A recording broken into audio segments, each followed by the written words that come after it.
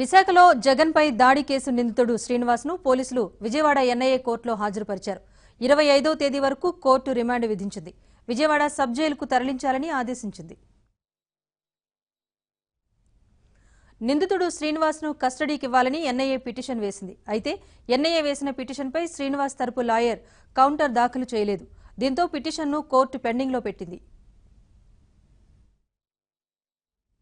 ఇదే అంశానికి సంబంధించి మరింత సమాచారాన్ని మా ప్రతినిధి పూర్ణ అందిస్తారు. పూర్ణ, కోర్టులో జరిగిన వాదనల వివరాలేంటి? రాజేశ్వరి, రాష్ట్ర వ్యాప్తంగా సంచలనం కలిగించిన జగన్ కోడి కత్తి కేసు సంబంధించి మొత్తం కూడా పూర్తి విచారణ ఈరోజు ఇక్కడ విచారణ మొదలైంది. అయితే ఏదైతే ఎన్ఐఏ పరిధిలో మొత్తం కూడా కేసు వెళ్ళడంతో మొత్తం కూడా ఎన్ఐఏ సంబంధించి ప్రత్యేక కోర్టు కూడా విజయవాడలో ఉండడంతో మొత్తం కూడా విచారణ ఇక్కడే కొనసాగుతుంది. అయితే ఈరోజు ఏదైతే కోర్టులో ప్రవేశించిన తర్వాత వెంటనే 14 రోజుల పాటు రిమాండ్ వేయడం జరిగింది. అయితే ఎన్ఐఏ అధికారులు మాత్రం పోలీస్ కస్టడీకి ఇవ్వాలంటూ మొత్తం కూడా పిటిషన్ దాఖలు చేయడం జరిగింది. అయితే న్యాయమూర్తి మాత్రం మొత్తం కూడా వాదనలు విన్న తర్వాత నిందితుని అడగడం జరిగింది. శ్రీనివాస్ని ఏమనంటే నీ తరపు ఎవరో న్యాయవాది ఉన్నారా అని అడగడం జరిగింది. అయితే నిందితుడు ఎవరో లేరంటంతో మొత్తం కూడా కేసు ఏదైతే ఈ పోలీస్ కస్టడీకి ఇవ్వాల్సిన దాన్ని పెండింగ్లో న్యాయమూర్తి పెట్టడం జరిగింది. అయితే ఈ కేసు సంబంధించి మొత్తం కూడా సంచలనం కలిగించడం ఇక్కడ న్యాయవాదులు కూడా చాలా పెద్ద ఎత్తున ఈ కేసును ఆసక్తికరంగా జడ్జి దగ్గర ఏం జరుగుతుంది ఏంటి అనేది మొత్తం కూడా ఉన్నారు. ఇక్కడ కొంతమంది న్యాయవాదులు మనతో మాట్లాడుతున్నారు. జేపీ గారు, మీరు చెప్పండి, అసలు ఈరోజు కేసు వాదోపవాదాలు ఏ విధంగా జరిగాయి? అతన్ని ప్రొడ్యూస్ చేశారు కోర్టులో. విశాఖపట్నం నుంచి స్పెషల్ ఎస్కార్ట్తో తీసుకొచ్చారు. ప్రొడ్యూస్ చేసిన తర్వాత ఈ నెల 25 వరకు రిమాండ్ ఎక్స్టెన్షన్ చేయాలని చెప్పి ఎన్ఐఏ వాళ్ళు స్పెషల్గా ఒక పిటిషన్ ఫైల్ చేశారు, ఎక్స్టెన్షన్ ఏమో. దాంతోపాటుగా వాళ్ళు కొత్తగా ఎఫ్ఐఆర్ రిజిస్టర్ చేశారు కాబట్టి మాకు కస్టడీకి ఇవ్వాలి, ఎన్ఐఏ కస్టడీకి ఇవ్వాలి ఇతన్ని అని చెప్పి ఒక పిటిషన్ ఫైల్ చేశారు. ఆ పిటిషన్ మీద అతను ఎండార్స్మెంట్ కూడా తీసుకున్నారు. నోటీస్ ఇచ్చేసిన తర్వాత అతను నా కస్టడీకి వెళ్ళడానికి ఏ విధమైన అభ్యంతరాలు లేదు, నాకు నా కౌన్సిల్, నా లాయర్ గారి సమక్షంలో నేను పోలీస్ కస్టడీకి వెళ్ళడానికి సిద్ధంగా ఉన్నాను అని అన్నాడు. తర్వాత అతను ఓవరాల్గా చెప్పేది ఏంటంటే, ఇంతకుముందు తీసుకెళ్లిన చోట కూడా నన్ను చాలా భయపెట్టారు, నన్ను ఇబ్బందులకు గురి చేశారు, అందువల్ల నాకు న్యాయవాది సమక్షంలో నన్ను కస్టడీలో విచారించడానికి సిద్ధం, అలా నేను నార్కోకైనా సిద్ధంగా ఉన్నాను అని అతను చెప్పడం జరిగింది.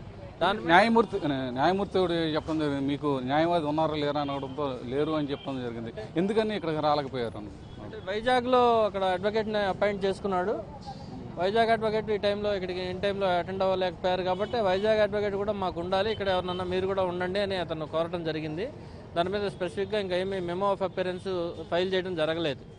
ఇతను విజయవాడ జైలు వైజాగ్ నుంచి తీసుకొచ్చారు. ఇప్పుడు ఈ కస్టడీ పిటిషన్ మీద ఏదన్నా ఆర్డర్స్ వస్తాయేమోనని చెప్పి అప్పటి వరకు విజయవాడ డిస్ట్రిక్ట్ జైలుకే అతన్ని రిమాండ్ కోసం రాయడం జరిగింది. అంటే కస్టడీ పిటిషన్ సంబంధించి జడ్జిమెంట్ ఎప్పుడు రావచ్చు? అంటే పెండింగ్లో ఉంది, రేపైనా వస్తే ఎల్లుండైనా ఎప్పుడైనా వచ్చా?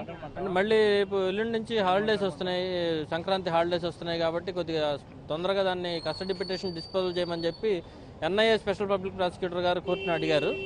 దాని మీద ఈరోజు అతను కూడా నాకు వెళ్ళడానికి అభ్యంతరం లేదు కండిషన్ అని చెప్పి అతను రాశాడు కాబట్టి ఈవినింగ్ వరకు ఏమైనా ఈవినింగ్ లోపు కస్టడీ పిటిషన్ మీద ఆర్డర్స్ వచ్చే అవకాశాలు ఉంటాయి. సార్, మీరు కూడా కేసు మొదటి నుంచి మొత్తం కూడా విన్నారు, ఎలా జరిగినాయి ఈ ప్రొసీడింగ్స్ అవి కూడా? ఈరోజు విజయవాడ కోర్టులో జగన్ మీద హత్యా నేరం జరిగిన శ్రీనివాస్ని కోర్టులో హాజరుపరిచారు. అయితే ఎన్ఐఏ వాళ్ళు పిటిషన్ వేశారు కస్టడీకి. జడ్జి గారు కస్టడీకి అతను ముద్దాయికి నోటీస్ ఇచ్చిన తర్వాత దాని మీద కౌంటర్ కూడా ఇవ్వమన్నారు.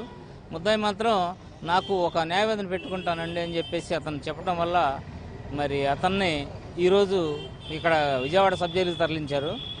అయితే ఈ కేసు మరి విశాఖపట్నం నుంచి అడ్వకేట్ వస్తే ఆ కేసు ముద్దాయి తరపున న్యాయవాది అతనే అయి ఉంటాడు, లేదంటే లోకల్గా అడ్వకేట్ పెట్టుకోవడానికి అవకాశం ఉంది. ఓకే, అంటే లోకల్గా ఇక్కడ పెట్టుకోవడానికి అవకాశం ఉందంటారా? లోకల్ అడ్వకేట్ను తన ఇష్టం వచ్చిన వాళ్ళు పెట్టుకోవచ్చు, ఇబ్బంది లేదు. అక్కడ విశాఖపట్నంలో న్యాయవాది నో అబ్జెక్షన్ ఇస్తే ఇక్కడ లోకల్లో ఎవరైనా అడ్వకేట్ని ఎంగేజ్ చేసుకోవడానికి అవకాశం ఉంది ముద్దాయికి.